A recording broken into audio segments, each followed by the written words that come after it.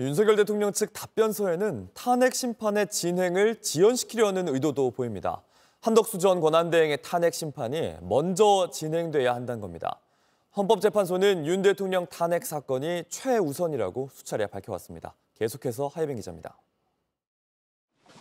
윤석열 대통령 측은 한덕수 전 대통령 권한대행 국무총리에 대한 탄핵소추안의 적법성을 꺼내들었습니다.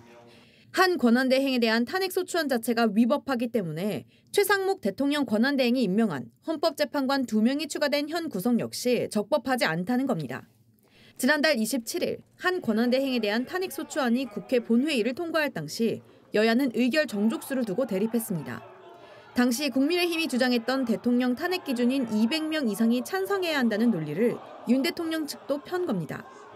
윤 대통령 측은 의결 정족수가 채워지지 않았음에도 탄핵소추 의결이 가결되었다고 선포한 건 무효라면서 대행에 의한 헌법재판관 임명 또한 무효이고 이들이 관여한 사건 진행 또한 심각한 흠결이 있다고 주장했습니다.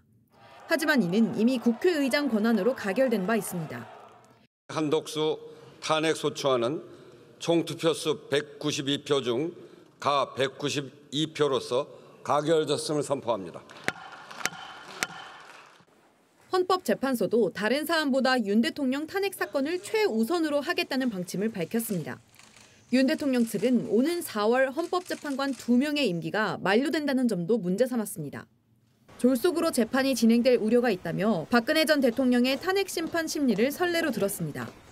당시 일부 헌법재판관의 퇴임 전에 선고가 이루어져야 한다는 발언이 있었다면서 이런 심리는 본말이 전도된 거라고 했습니다. 헌재의 탄핵 심판을 지연시키려는 의도로 풀이됩니다. 헌법학자들은 설득력이 떨어지는 주장이라고 지적합니다.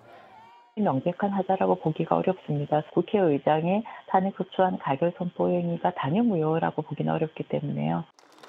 JTBC 하예빈입니다.